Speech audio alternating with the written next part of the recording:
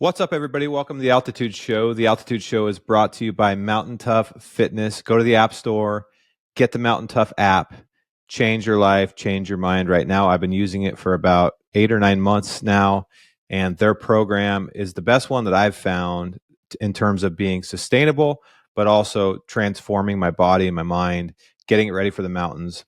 Especially if you're a hunter, this program is structured specifically for you, but also anybody that takes on the mountains. It's super, super easy to get. Go to the App Store, Mountain Tough, download it, use my code DAVE, and you'll get 10% off your subscription plus a few weeks free trial. Go do that right now. Today on the podcast, we have Beau Brooks. Beau is a kid that I have been hearing about for a while. I call him a kid. He's probably not that young, but he's a lot younger than I am. But he won the World Elk Calling Championships here a few weeks ago in Big Sky, Montana. This is the second year in a row he's won it. And anyways, I've been noticing his new brand, Hunt RIVEN, around the Instagram world, and it's a really cool call company that he started. They make wooden bugle tubes, which I think is pretty cool. Anyways, so I had him on the podcast. His dad is also a pretty well-known big bull hunter. He's killed 9 bulls over 400 inches in his life. Never met him, but Beau and I had a great conversation, so I hope you enjoy it. The Altitude Show is also brought to you by Go Hunt. Go Hunt has been instrumental in me getting ready for the season this year and in years past.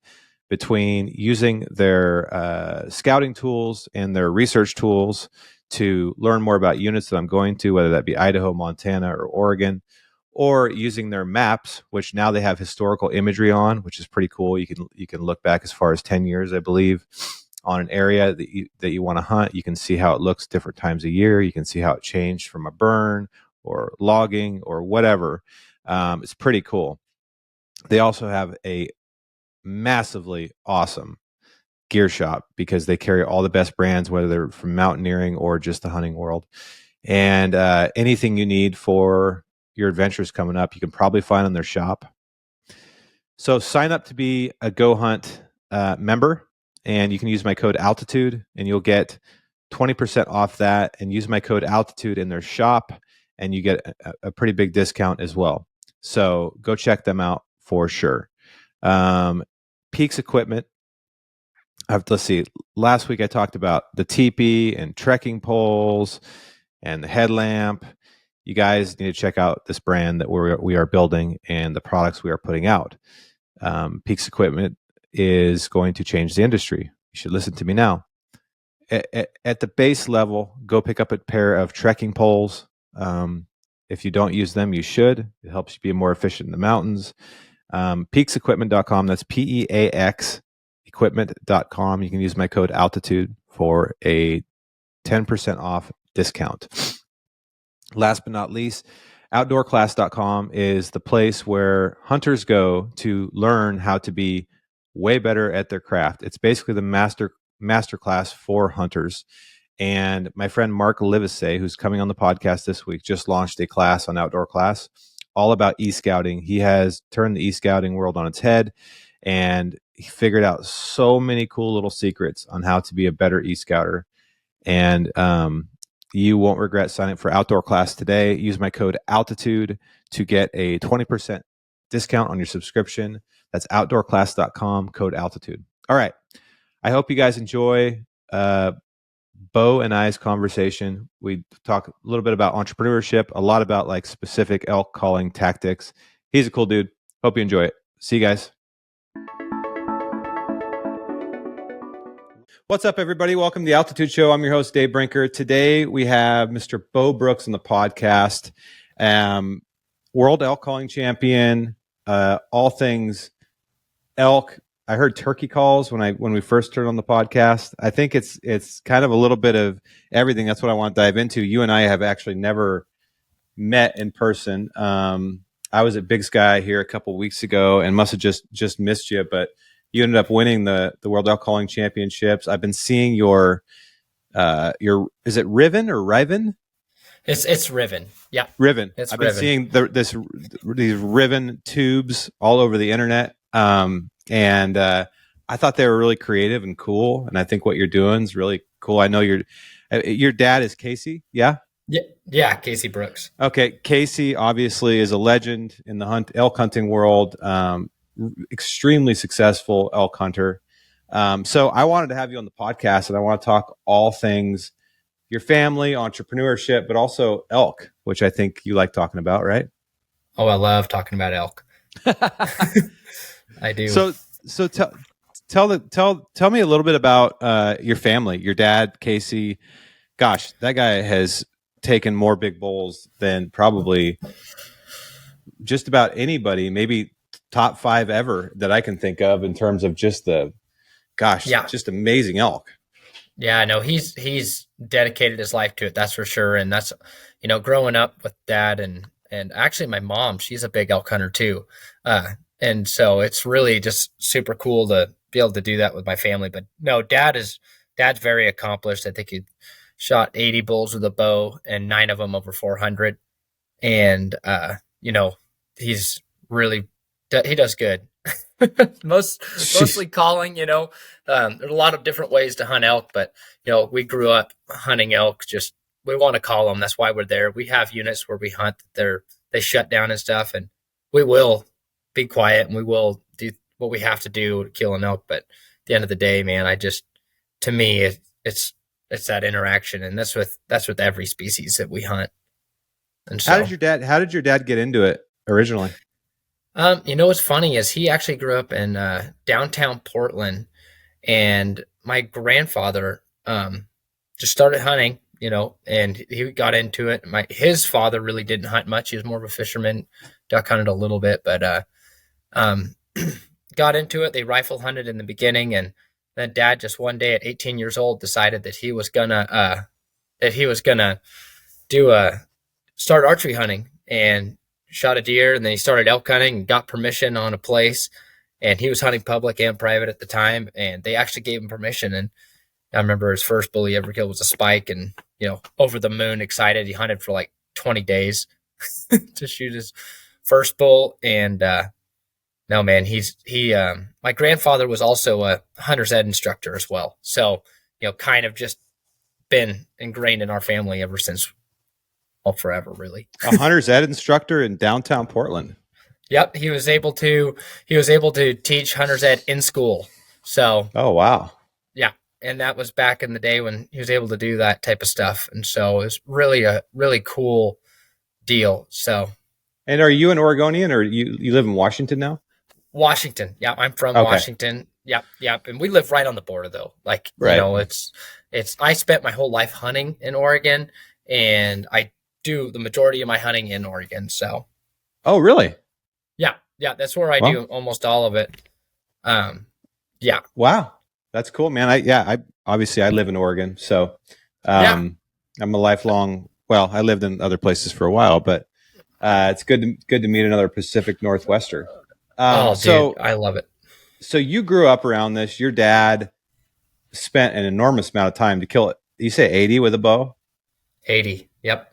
So he's hunting multiple states every year. Yep. What did he do for a living at that time? Dad's done all sorts of stuff. He's gone from right now. I mean, he hays and he's a farmer. That's what he does. Mm-hmm. So he works all summer and then all winter. But then he was doing all sorts of stuff. He used to sell duck calls. He used to, work construction, the whole 9 yards. So just oh wow, just kind of flipping houses. Just the whole like jack of all trades. Yeah. So 100%. did you start hunting elk right when you came out of the chute? Oh yeah. Yeah. The second I could walk, I was hunting. Talk a little bit about that. Were you like, what did that look like? Did your dad just take you everywhere? Kind of. I actually went with my mom more than anyone.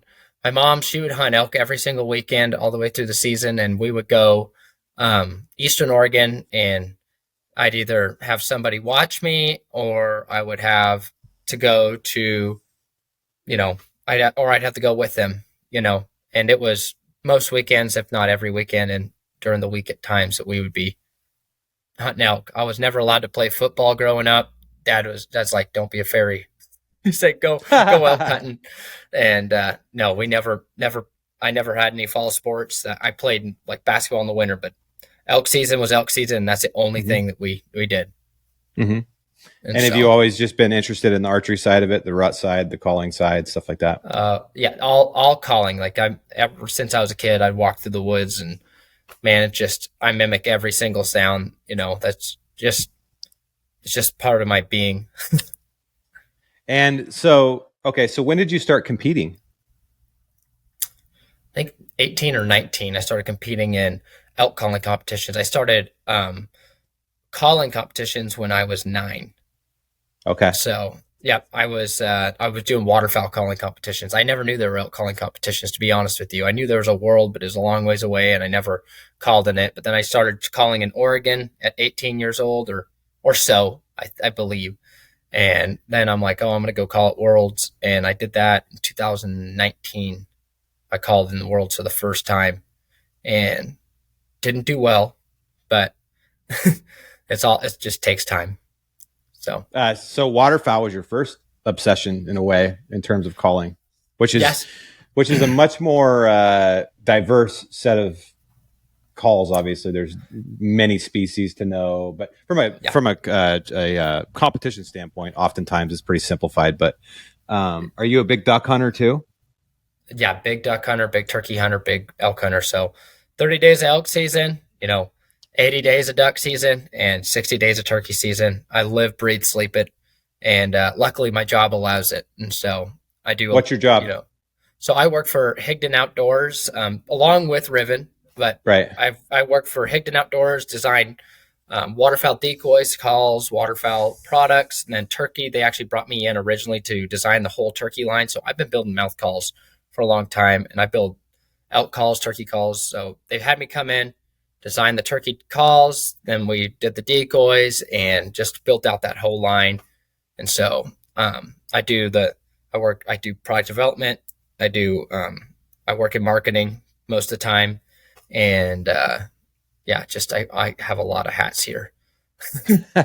Is that it? How old is Higdon? Higdon, I think it's like 25 years old or so. Oh, wow. Yeah. They've been around for a while. Okay, cool. I want to say maybe more. So how did the idea for RIVEN come along? And tell me a little bit about that, because I've been seeing, like I said, these tubes floating around on Instagram for the last few weeks pretty hard. So RIVEN came about so I've been wanting to do my own thing for a long time. I've had other call companies reach out to me to come either work with them, partner up with them, whatever. And I've always wanted to do my own thing. You know what I mean? That's just for whatever reason, I've always kind of marched to the beat of my own drum when it comes to that stuff. And I had my own call company at the age of 18. I started Brooks Custom Calls and was building mouth calls for people, turkey and elk. And that's Higdon found me, brought me in. But then I'm like, okay, 3 years ago, I'm like, I lost by half a point to Corey. I'm like, man, I'm getting really close. I wanted to check that box for my own self to kind of feel like the legitimacy would be there, to start a brand. And I lost by half a point. I'm like, that'd be 4 years ago. I'm right on the heels of Corey, and I'm like, hey, this is it. Let's start working on it. And in the last 6 years, I've been working on different things. So I tried aluminum a long time ago. I tried all these different types of materials. I tried different sizes, and I've been building mouth calls in the meantime for tons of people. I always build mouth calls and build my own. And my friend Jeff, we were talking about it one night, and he's like, what about wood? I'm like, because we're talking about baseball bats and wiffle ball bats and whatever. And I'm like, man, wood would sound incredible, but it would just be impossible to manufacture and make. And he said, well, I don't think it would be. And so we started working on it. I came up with the size, dimensions, and everything. And his friend is a woodworker out of Colorado, and he started working on a lathe, and we made the most crude wild looking tube out there, and I hunted with it for the whole season, and it was incredible. I mean, just all the sounds that come out of it are just pure. Like it, nothing, no, you can't hear mess ups, you can't hear ping, you can't hear any of it. It's just mends everything. I'm like, wow, man. And so after doing that, though, I went back to the drawing board. I'm like, there's a few things I want to change on size, and we need to make it a little tougher. And it made it through a whole season hunt with me. And I raked with the thing. I was not easy on it. It was, probably should have been more easy on it, honestly. But I started working on it, and he comes. We go to World Elk. I'm getting ready to call, and he brings me in this tube, and it's made out of zebra wood. And he pulls it out of his backpack, and he was telling me about it, and I'm like, oh my gosh, that's a pretty tube. And I used it, and I went, I've never heard an elk call sound like this before. And this is this year? This was last year, the first year I won it. Yeah. And so, and I'm like, okay, I'm gonna rip this thing. and I went up there and I actually won. And it was by quite a bit too, which was the cool part. People could hear the calling, the difference in the calling. And obviously years prior, I was right on the heels with Corey, and we like right there, and finally had a big break. You know what I mean? And I'm like, after that, I'm like, okay, we're doing it. We're manufacturing it. Every waking moment of every day, we started working on this thing, and man, it is the hardest process ever. I'm not necessarily going to get into the details on how we manufacture it. You know what I mean? But we went and we had tried different woods, a cheaper wood, trying to get the cost down, but then durability wasn't there and sound quality wasn't there. I'm like, we're not going with the cheaper product. I said, I want the best quality wood that I can get to make the best quality sound. You know what I mean? And so we, in a sense, we wanted to come out with an instrument, and that's kind of where it came from, was the guitars. The best instruments in the world are made out of wood. True. And so that's where we came up with this bad boy. And we even put we have an aluminum baffle on the end of it, but I don't like the sound of aluminum. I'm just gonna be honest with you. So I backed it with wood, and we thought through we tried to think through everything, and spent a lot of time getting our weight down and keeping durability, which was, it was a struggle, but we got there in my opinion. How has Corey been with the losses? I was sitting next to him. Have you talked to him? Corey is literally the nicest human being. I talk to him all the time, and literally the nicest human being on the planet. He'll come up to me, and He came up last 2 years when we were calling against each other. He's like, he told me, he said, there's nobody I'd rather lose to. And dude, I'm just telling you, he's just the coolest guy. He is. Man, he is a really, really good human. And I love to hear that, because there's phases and chapters and everything. And you wouldn't be where you are without him. And he needs someone like you to push him to keeps him young, keeps him on his heels. Yep, 100%. All right. I just want, because we're doing this elk series. So I want to talk straight about elk. And I want you to take me through some sounds, and let's talk some made up strategies, right? Okay. Maybe let's start with locating. Okay. So we'll be able to hear some of these sounds. So people, when they hear these sounds out of this Riven, where can they get these things? You can get them at www.huntriven.com. Okay. Currently, that's the only place we have them. I don't know when this is going to air.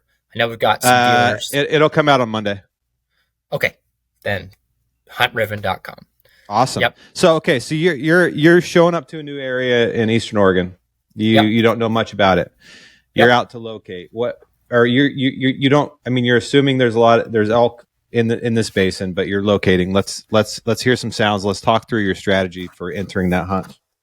So a lot of times, say we're walking out to a landing, there's crooks, crannies everywhere. You're trying to get into these crannies and you don't know much about it. I'm not the type of guy that steps up there and bugles. That's just not my style. In my opinion, there's a lot of people that's the first thing to do. They step up there, they bugle, they hear that a lot. I'll take my tube and I cow call through my tube, a long drawn out cow call.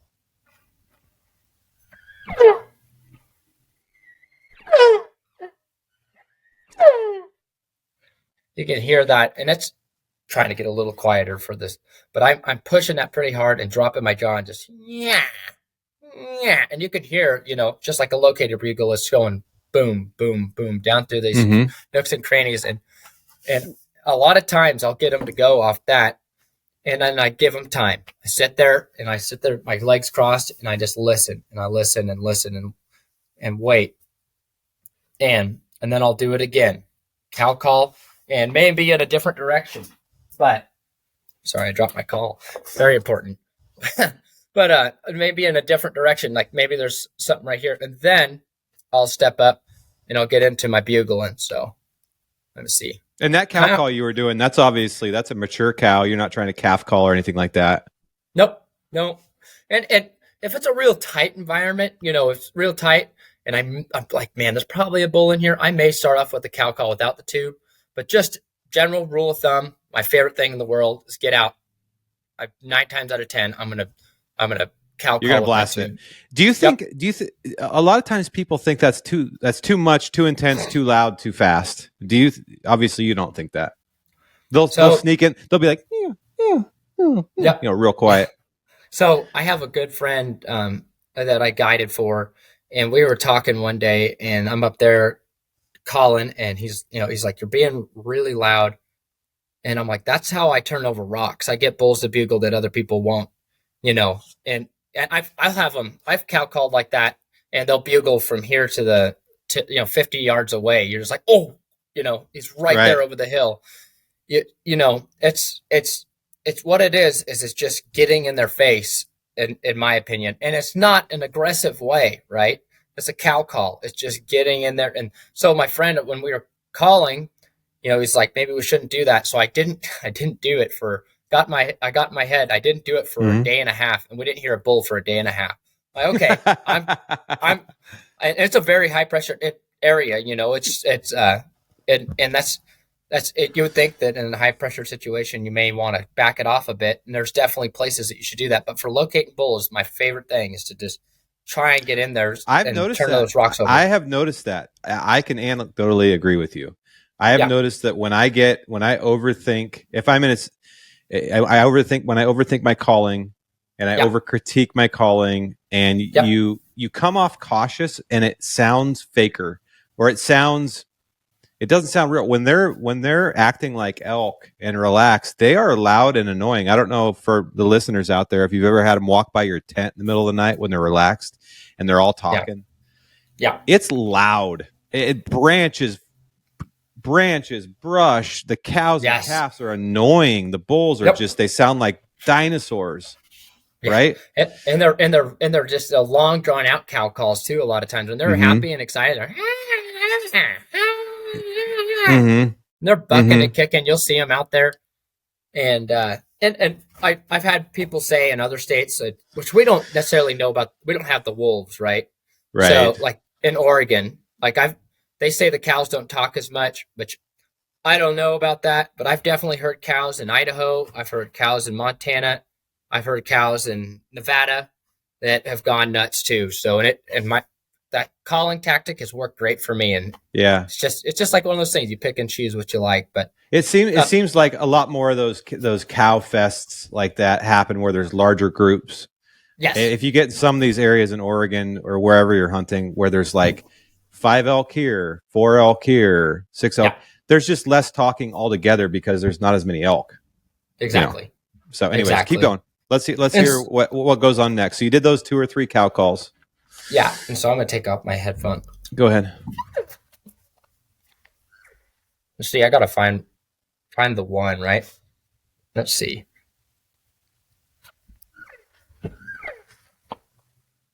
And so what I'll do after I do that, I'm going to let off a bugle, but this bugle is longer, and people call it location bugle, whatever. But what I do is I hold the high note, and then I'll come off it.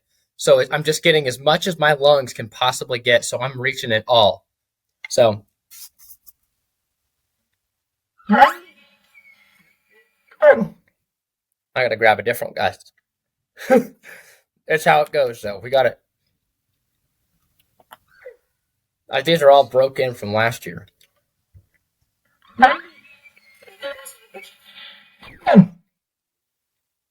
Man, this is just embarrassing. Sounds great to me. I want to answer.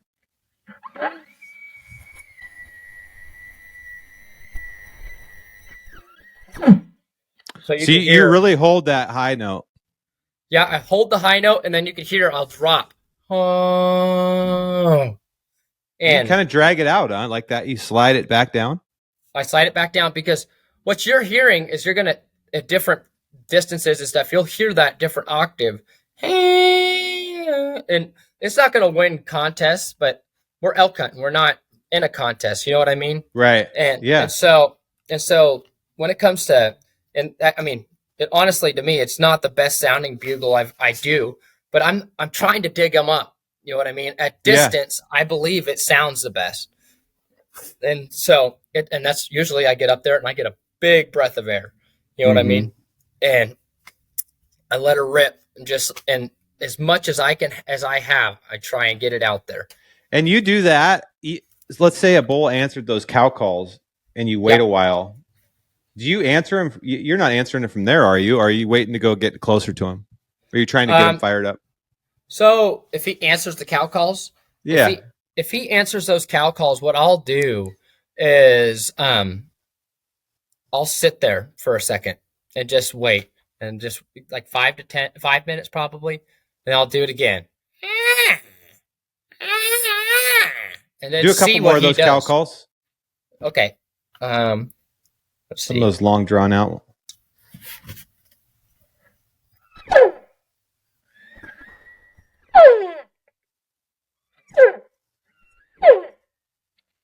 And you'll hear that and what I'm trying to gauge is his temperature. I'm also trying to wind him up like a top, right? Like trying to get him to think, and what I can do too is I might, depending on the distance, I might add in I'll add in a nice, real pretty cow, right? So it'd be a out the tube.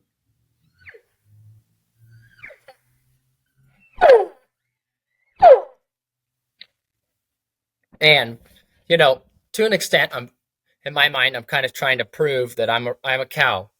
And so, and the other side, I'm also just trying to wind him up. But it really just depends, man. And that's what you'll hear me say that a million times. Oh, of course. Every situation's different. Okay. So we get him answering either off the cow calls or the location bugle. What's the next step? Like you feel like he's a little bit fired up, but he's still a quarter mile away. Okay. Yeah. And then obviously different time of day, you figure out how you're going to slip in on him. But let's just say it's first thing in the morning. First thing in the morning. Okay. Then a lot of times first thing in the morning, I'm a little quicker than I am later in the day. You know what I mean? Is I know what the thermals are going to do for a little bit longer, and I know they're probably moving. So I'm going to cut the distance fairly quickly, but every time I call, I still give it a little bit of time, if that makes any sense.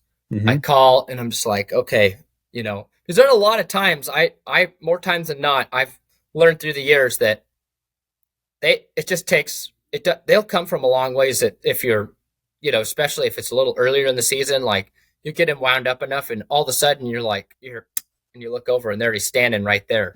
So I give him an opportunity to make his way towards me almost every setup, unless you hear the whole way in and you know what he's doing, But if he's just answering you, and killed a lot of bulls doing that, just cut the distance by a lot, call, answers, wait, and call again. And if he's still in the same spot, then I move in a little bit closer. That call that I would do again, especially if I say he's a quarter mile away, but then I've gotten in tighter and I know he's right here. I'm just going to cow call with just a cow call.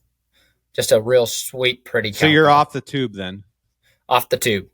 And so all this. Why is that? Because I want to see if he can hear me, where he's at. And so it's all a game of me trying to figure out where he's at, how fired up he is. So it'd be just a cow call like this. It'd be a.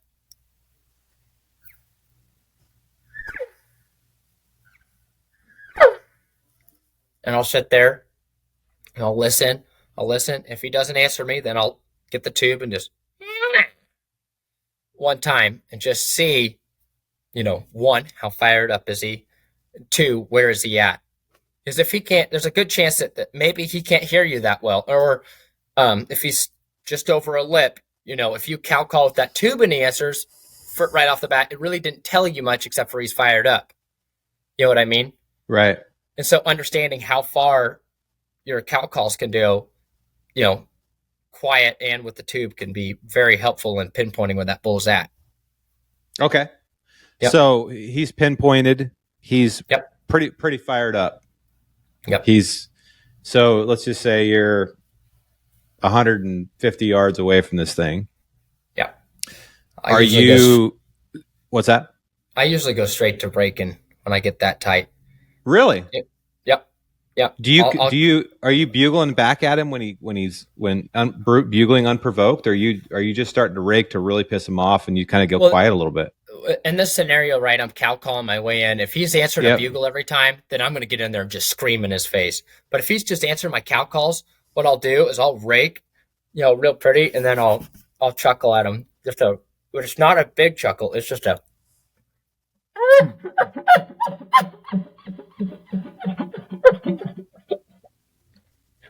And so, I'm kind of staying on. I'm throwing out a little bit of rope, but I want to have a bugle so I can use the rest of my rope to drag him in. Does that make any sense? Yeah, for sure. And so, first thing when I get in there, we get in there. I know he's right here. He's bugling. I might just and see if I can hear him rip back or rake back or do something there. And then I'll rake again and then hit him with a chuckle and then listen and wait, see what he's doing. And I might hit him with the cow call, on his way in and then keep raking. But it just really is depending on how fired up he is. Have you tried raking with your tube yet? I have, and I do. The wood tube, we advise people not necessarily to do it because if you hit like a huge branch, I'm not saying it will break because I did it for a year and never had any problem with it. And it sounds incredible, but it's definitely could be a problem. Yeah. I would imagine so. Yeah. And so, no. And let's say you would have got him answering a bugle. Yeah. So different scenario. You're firing back with your bugle. What bugle are you using and how often? It really depends. I remember I go back to a bull I was guiding, and over by Heppner. And I remember this bull. It was September 8th, and it was early. And I'll never forget him. I sat on this hill and I cow called and I cow called and I cow called. I'd rip off a bugle and he would just answer in the bottom of this canyon. And I'm like, man, what the heck? And then I cow call and I cow call and I cow call. And then I bugle and he'd answer again, just rip one off. I'm like, man, okay, let's do it. Because before that, I'm thinking it's early, be bugling too hard at him. And I slipped down there, and I cut the distance. This bull is in the bottom of a drainage. It is terrible. I don't say a single thing until I get to the bottom. Cow call, and nothing, and I bugle, and he just cuts me off. He's kind of walking away, though. I could hear where he was. I could hear where he's going again, and I cow call, and I bugle again. I'm like, okay, we're cutting it in half. And I said, I roll up my sleeves, let's get in there. And I get in there and get right in his face, and I don't do necessarily a giant bugle at him. It's more of just a squealy thing. And what I'll do is I won't do it in his face. I'll put it right underneath my armpit.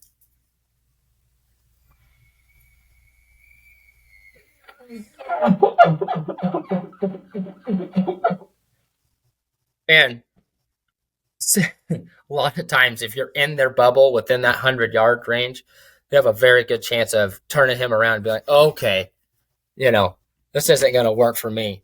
And if he doesn't turn around right there, which that bull did, but if he doesn't turn around right there, then I'll take it up an octave and try and get in a little tighter and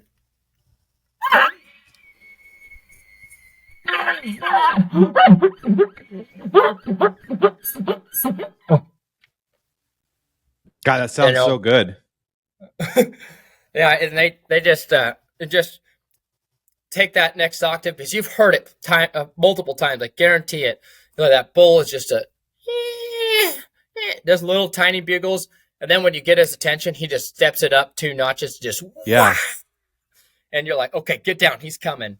And so that could be in your favor too when you get in tight on a bull like that, especially before he's been called out a ton, getting right in his face and popping that bubble. But I err on the side of caution when I get in there. I want to just do something light that's still in his face because of your position, but enough that he's going to turn around. He's like, okay, I'm going to come see what's going on. Gosh, the grunting thing is, I won't say it's controversial, but there's a lot of schools of thought out there that say grunting, you could take it or leave it and get by without it. I'm just wondering what your thought. Obviously, you use the grunt a lot. I do. Man, just to be honest with you, I did not know that it was controversial. I'm going to be my whole life. It's not controversial, but it's just I have heard a lot of people say just stay away from the grunt. Mostly because people suck at it. I think that's the biggest reason. It's like I think I saw you say this too, and I agree with you. One of the easiest ways to tell if you're hearing a human or not is just wait for the grunts because they all suck at it. That is the absolute and total truth. So, in my opinion, what I've heard from people, and this is literally, I've never heard this in my entire life until recently, that it is a like aggressive sound, the dominant sound, and I'm like, well, isn't a bugle too? Yeah. And so, like, I hear satellites do it all the time. And I've had so many scenarios where I start raking a tree and chuckling at a bull, and it just lights them up like a fire. But it's the chuckling that I'm doing is deeper. It's more full. It's not. I think that's it where people have a tough time with it, and I think elk have a tough time with it because if you're just doing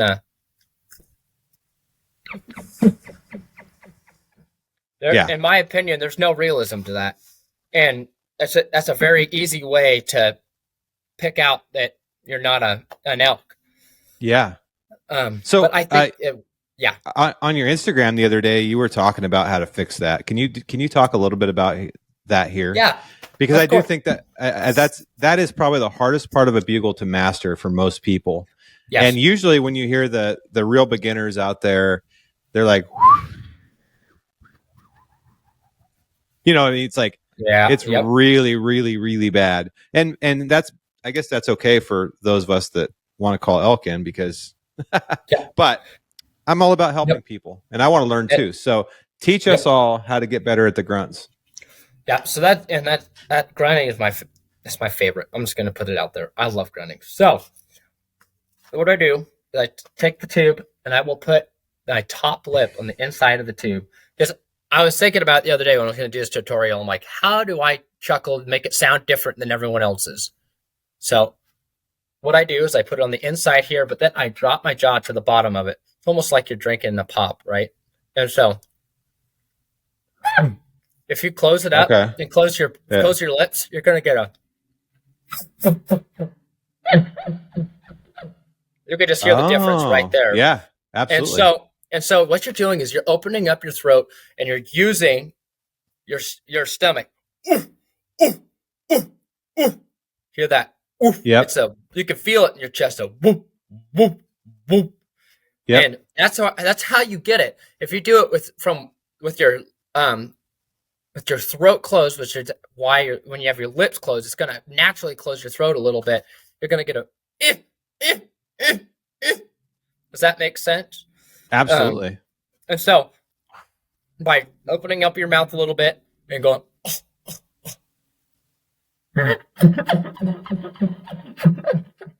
and that's where you get that realism. The other side of it is actually work on your mouth call. It's your tongue. And because I'm dropping my tongue off the call every time. Like not completely, but I am literally using my tongue to just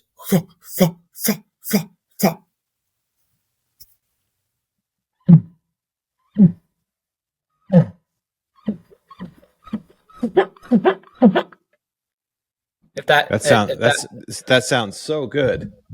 And I truly believe that, man, when you start, if you can get in there and you start raking and you add a really deep chuckle, and I mean, you get it from Roosevelt's. That's where I just feel it in my soul. You know, they think about Roosevelt's, they're just always, yeah. It's like an ape. It's not a really fast. It's just a. Yeah, you get that a lot from them. And so those little pauses in between each note are saying something in itself. It's adding realism in itself. Does that make like?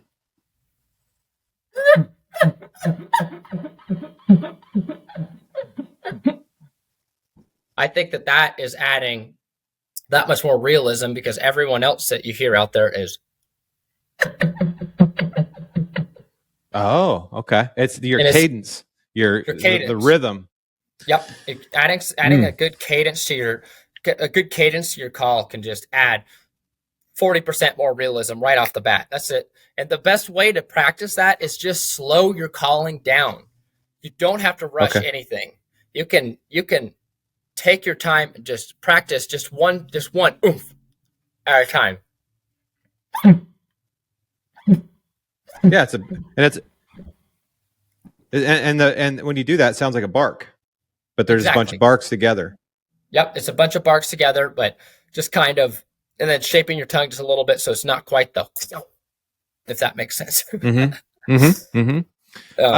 On the actual main part of the bugle, on that location bugle, you held that really long, and I used to do that, and then I started critiquing myself, thinking, gosh, they don't hold it this long. I mean, usually it's like, like when they're just acting normal.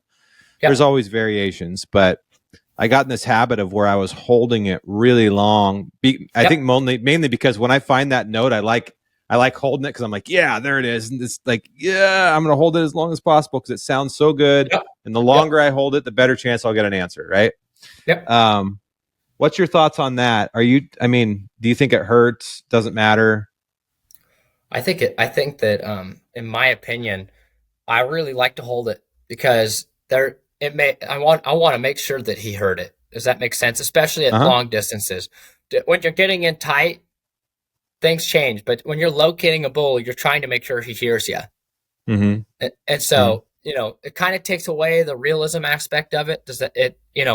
You definitely change things as you get tighter. But I think it just, I've done it with Dad my whole life and digging up bulls. I've just seen it so often, and hunting with other people through the years. They'll call out a bull, trying to get him to answer in a hole. My buddies, us going out screwing around at night, and they'll call and just be a, yeah, and I'll go and go, wow. You could hear it echo. Yeah, it just travels further. I mean, and you're probably, the thing I've noticed about really good callers, because I'm a musician too, is really good callers hit the same note and the right note almost every time. Yes.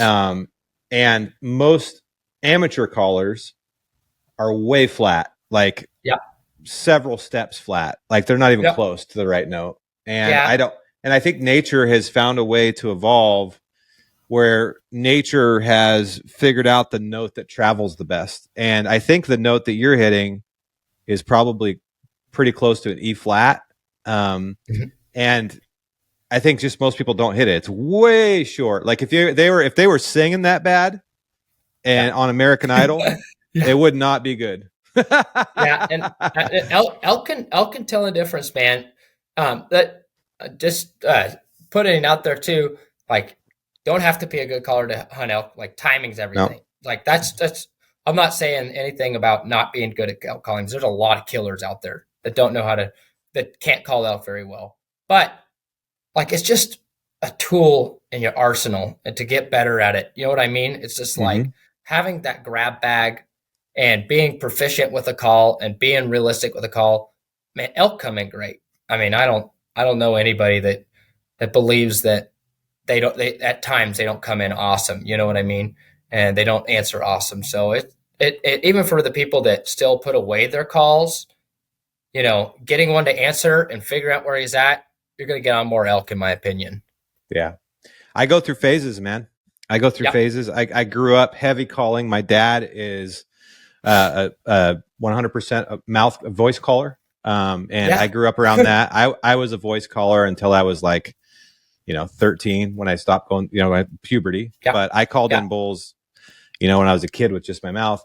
And then I've spent majority of my life being an aggressive caller. I thought I was really aggressive until I hunted with Corey here several years ago. And then I realized I spent my whole life not being that aggressive. I was being sort of mediocrely aggressive. Yeah. And then but I go through phases. I remember years where I was like, you get super confident and then you're just aggressive and you find out you call in a lot of elk. And then you'll get years where maybe it's the conditions or where you're hunting or whatever, you're just not doing very well. So you'll kind of just naturally slow down the calling and kind of, but I think in watching Corey those years, he's consistently doing the same thing no matter what, with some exceptions. But like for the most part, it's like pretty consistently aggressive calling, and he just figures out where the buglers are, like you say, digs them up. They find the bulls that want to play. Yeah, and there's many different ways to skin the cat, but the thing that I have learned is if you're gonna call, or I'm gonna call, you got to do it confidently and with intention. You can't half-ass it. If you half-ass it, it's kind of like someone, trying to tell you something as humans, and they're lying, or they're maybe not telling the whole truth. You can tell, like elk can tell whether you're telling the truth or not. So like you either go a 100% or not. And I don't mean like, necessarily like volume and all those things. Those are all depending on the situation. Yeah. It's more just the intention of it. Like, I feel like if you're holding back on just being confident in it, it's not going to work. It's like the universe is like not going to allow you to be successful. I've definitely been in situations like that. And I was talking to that point when I was guiding that time. I'll never forget it. I started questioning myself, and I never really questioned myself too much up until that point, because if I found a bull that didn't want to play the game, I'd go find a different one. It's and may circle back to him at some other point when he's ready to rock. But man, it's just being confident and knowing what you want to say and when you want to say it. The emotion in that calling can be it'll either take away from the realism or it'll add to the realism in your calling. Like when I can literally feel it. Like when I call at a bull, I'm actually a little bit mad at him when I scream at him when he's in his bed, and I'm like, get up. I'm literally telling him in my own way that he needs to get up and get over here. Or when I cow call really softly and I'm just trying to paint a picture. So that's a cool way to say it. Do you treat Roosevelts any differently than you treat Rockies? I grunt more at them, but I'll tell you that last time I hunted them and I shot, honestly, I've never been super, super successful. I shot a real nice Cascade Roosevelt a few years ago. That bull, I just cow called. It came running in. I stepped on a twig, actually. That's the best thing ever, is being lucky. Being persistent makes luck, in my opinion. Don't miss any second of the day during elk season. Last Roosevelt I shot, I remember it was my first true Roosevelt. It was 2 or 3 years ago. We went down in there, and they're really hard to hunt. They're very high pressure elk. They don't talk nearly as much, but I heard this one down there. He's just every time. Oh my golly, man, that's a lot of bugling for a Roosevelt. We slipped down in there, and I bugled at him right in his bed, just like I would a Rocky. And he just like a lip ball. Just, I'm like, he came running up the hill. I'm like, here he comes. He comes running in. I shot him and spent the next day and a half packing him out. You know how that's awesome. How it is there. Oh yeah. And so no, I definitely like changed my calling a little bit. I'm a little bit I just feel like when I'm in that situation, I kind of want to copy what they're doing, and I hear a lot of chuckling And I love to chuckle, so I'm going to chuckle and rake a lot. Yeah, they do chuckle a lot. I wonder why that is. I as someone who's hunted Roosevelts for a long time. Yeah. I was telling Corey this the other day. Me and my dad were talking about this too, because he's been hunting them. He's been hunting them with a bow since 1986 or something like that. Yeah. And he was saying he could probably count on both hands how many times he's been in a quote unquote bugle fest in Roosevelt country. Like when you're in Central Oregon, Eastern Oregon, Montana, Idaho, wherever, and you're in an area where there's screaming. Yeah, it's like a bugle fest. Like you get a couple of those a year, usually if you're in a decent area where you're like, oh my God, that's the best day ever. And it keeps you coming back. Yeah. In Roosevelt country, they do bugle, but those real rut fests are pretty rare, mostly because there's not tons of competition all the time. I mean, there are areas now where the elk are conglomerating, where there's big herds, but the true coastal Roosevelts, there's not. There's like 6 elk here, and then 2 basins away, there's 5 more or 10 more. And those bulls, they bugle, but you better say the right things at the right time, because they know that there hasn't been another mature bull in their timber patch in 5 years. And then all of a sudden you're trying to act like one. And so you better, Yeah. I think that can almost be a good thing sometimes. Because, you get in those meatballs, they can be really hard to work with sometimes. And if you find a bull like a Roosevelt like that, that's just like the one I found, and you get in, you can slip in and maneuver, and you're not having to wade through 30 elk and 10 bulls. And they're screaming back and forth at each other. They hear it nonstop. What you're saying is very meaningful to that elk, in my opinion. And it may be a lot more meaningful. It's just like a little bit more like you're hunting an early season bull, just grab cows. You got to be very intentional with what you're saying, in my opinion. And so that's part of what draws me to them so much. I love eating them too. They're freaking awesome. Now, did your dad kill a lot of those big bulls calling, or is he that's part of his arsenal? Every single one of them. Every one really? Of them. He never knew they were there, got into the spot, calling bulls, passing up bulls, and every single one of them. Really? Yep. Wow. Yep. I bet you there's a lot of people that have trouble believing that, because a lot of those big bull hunters like that, well, not a lot, because there's not a lot of them, but like, the guys that are killing bulls of that caliber, generally speaking, aren't calling them very often. They're spot stalking, they're targeting. Yep. It's not like we call them in, like we're not getting in there in the middle of them just screaming our heads off right in their face, very, very, and I'm saying I hunt over the counter tags. I've never had a good tag in my life. I love 5 points. So, but no, man, it's very cow call intentional, just slipping in, get right on the edge of his cows and just drag them off. It's real. You should see it. There's a lot of people have said to Dad, you've never seen somebody move through elk like him either. That's sort of one thing I learned from Dad, is just how to slip through these other elk and get to the bull you want. Does he have any of those on YouTube? I don't know. I feel like I got served something today where it was like one of his bulls, because I recognized the bull. I posted it on RIVEN, that bull that was 449 and 7/8. Was that you that posted that? Yeah. I've never actually posted any of Dad's bulls. You should see some of the videos from back in the day, like Arizona. But man, like I have a few videos that he's like him passing up 400-inch bulls. You're just like, oh my God. Yeah. And he was trying to shoot the world record at the time. Mm-hmm. And it's pretty wild. And so I'm getting on your, I'm gonna show what we're talking about here. I'm gonna share it on the screen for those that are watching. Wait, what's your Instagram? What I shared it on was Hunt Riven. So is Hunt Riven's Instagram. The bull is just, it's classic too. It's just it's the coolest bull ever. Undescribable, really. Yeah. It's your last post on Hunt Riven? Yep. Okay. No, this isn't the one I saw, but we'll watch this one too. I saw something else. I'm going to find it. Is it the one with the big cheaters like this long? Yes, that one. Where did I see that? I don't know. I haven't shared it for a long time. It literally just popped up in my Instagram. Huh. I haven't. Hold on. I haven't. Here.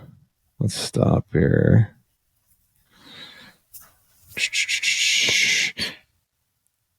How many 400-inch bulls did you say? 9. Jesus criminy. That's crazy, Yeah. man. Yeah, he's a great elk hunter. Got him switched to the bugle tubes this year. We had a spot we were hunting this year, and every time he would call through his plastic tube, the bull wouldn't answer. I said, "Just try this, Dad." Every time he called through it, the bull just every time, and he's like, "Okay." So, tell us what we're watching here.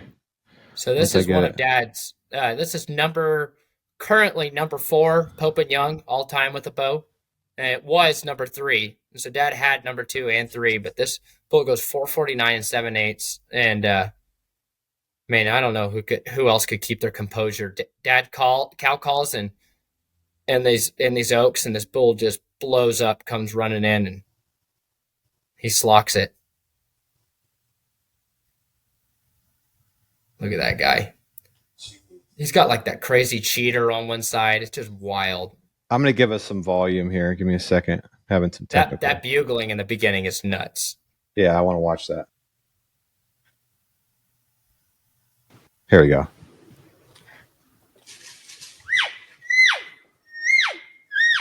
Everybody is watching. If a bull busts you, always call. Okay. Because they'll always stop.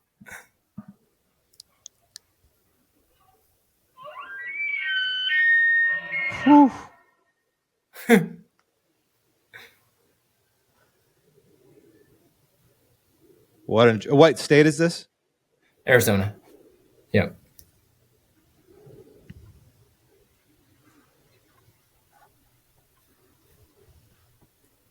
Oh.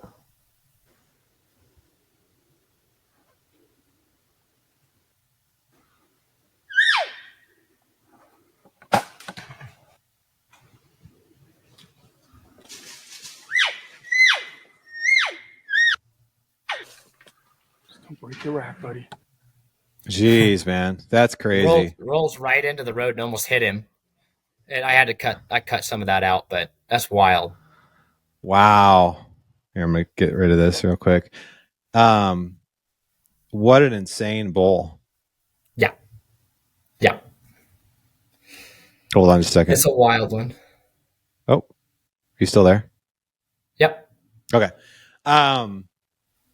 What's the biggest mistake you see people make calling that you think they could easily remedy, or not? Maybe not easily, but what do they need to change? There's two. That's a great question. With cow calling, this is my biggest thing. People go, you hear that a lot, right? Yeah, So, tons.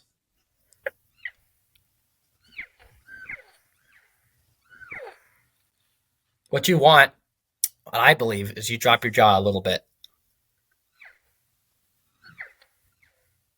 I could hear a cow call with the diaphragm, and I could tell you if it's a hunter in seconds, almost every time. And that's what it is. Do the hunter one again, so people can hear the difference.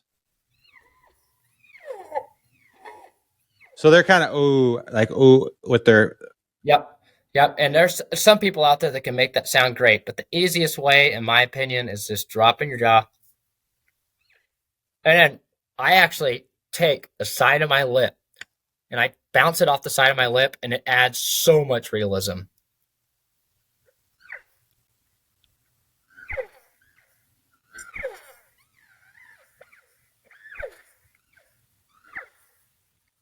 So that's a big deal for me. Like I teaching people, just if you're gonna do it straight down, you want to just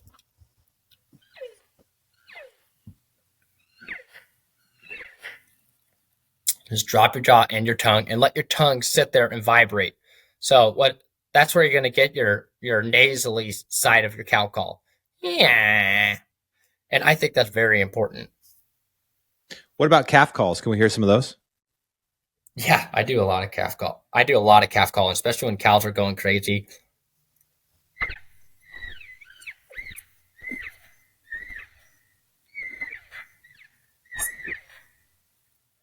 And so all I'm doing is pushing really hard with the tip of my tongue. I keep my call right behind my teeth. And I'm pushing hard and just dropping my tongue just a tad. And, when you hear those meatballs with the cows and the calves are running everywhere,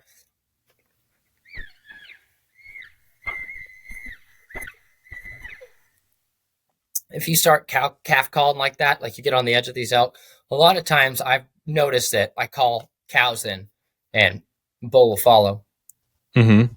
And especially in a situation where you're hunting them out of agriculture, I love to use a calf sound because usually it's a bunch of cows and a bull following. So I want to steer them the direction I want them to go. And it can be very, very useful. Yeah, I've had that happen too, man, where like the lead cow comes in and the entire herd comes. The bull has to follow them. Yeah, and and more than one. Sometimes, you can just watch them go by.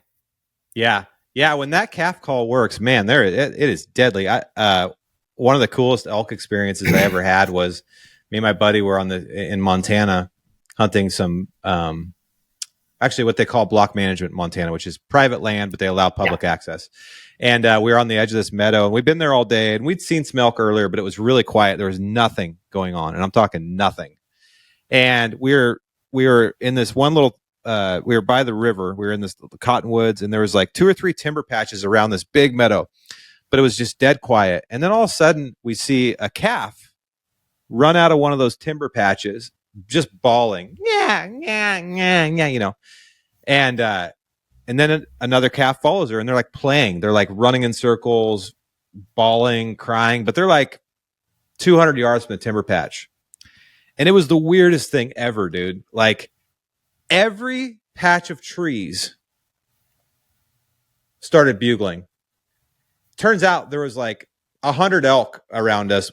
I don't know how many. There was 3 bulls that were there was 3 mature herd bulls that started bugling, and then some satellites. And what happened was every one of those mature herd bulls ended up coming out into that meadow and chasing those calves around.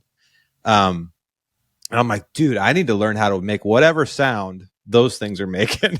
I thought I knew how to calf call, but I've never had that happen necessarily. But it was one of the most cool. It was probably one of the best evenings of hunting in Montana that I had on private or public. It was insane, dude. And Joel Turner talks a lot about the calf calls. Like he's gone pretty heavy in that direction. In fact, even replacing some bugles with them too. Yeah, I calf call a lot more than people would think. I don't necessarily Joel, the way Joel calf calls too is just beautiful. But man, I think it could be so useful in so many scenarios. And you'll hear like my dad's cow call, you'll hear it sometimes. It's almost on the verge of being that calf sound. It does very well with it. So So RIVEN, what's the plan, man? You're building a call? Are you gonna start building duck calls? I mean, you don't have to share any private information here, but you gonna blow this thing up or what? We're gonna blow this thing up. We're gonna do. Hopefully, this is a gear company, so elk calls are the first thing. We have a separate waterfowl turkey lines that we do. That I'm a part of, and I'm gonna leave that its own thing. Hunt RIVEN.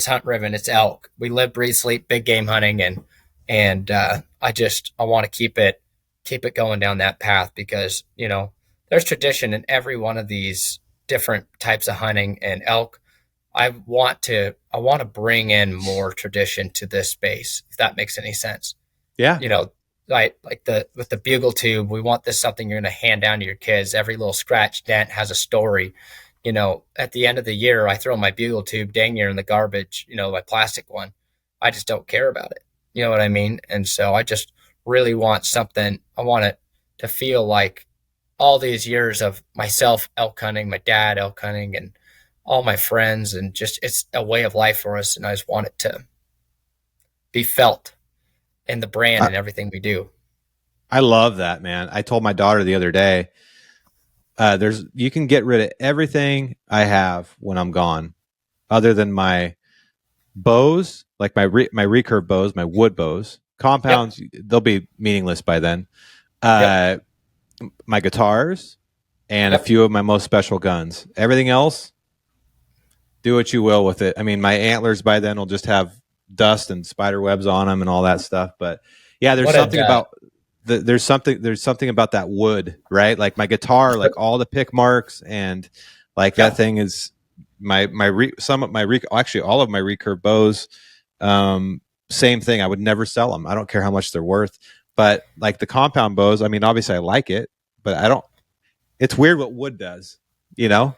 Yep, it's a part of us, and honestly, it's a part of elk hunting. I mean, every second of every day, dude. It's just, yeah. I don't know. It's super special, and that's super cool to hear that.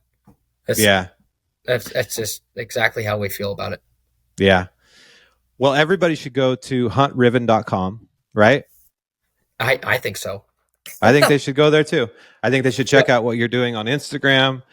I think I love seeing young blood in this space because I'm 43, not that I'm old, but you're part of the next generation to carry on this tradition.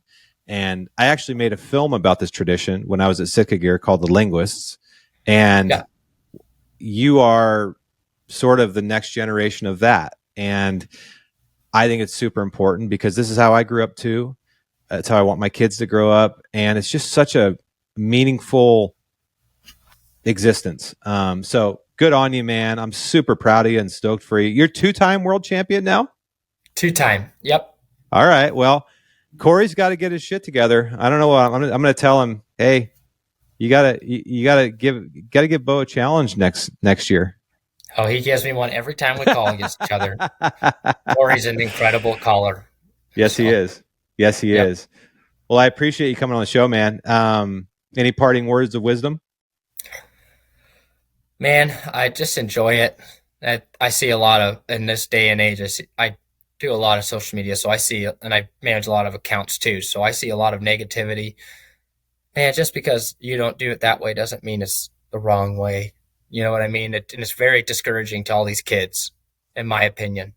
Mm-hmm. And that's my big thing is teaching kids how to hunt, because I would not be here today if it wasn't for Corey, if it wasn't for my dad, it wasn't for my mom driving me halfway across the state, and all these other people that have helped me through the years, man. You know, every time you say something or put something out there, you're impacting someone's life. Why not do it in a positive manner? That's really good advice. I totally agree with you. Well, dude, let's next time we're somewhere where, we're both at, let's make sure we actually physically meet in person. And I'm going to have to order one of these tubes. So I want to try this out. I want to try this out this year. I'm stoked. All right, buddy. Thank you for coming on the show. Awesome. Thank you.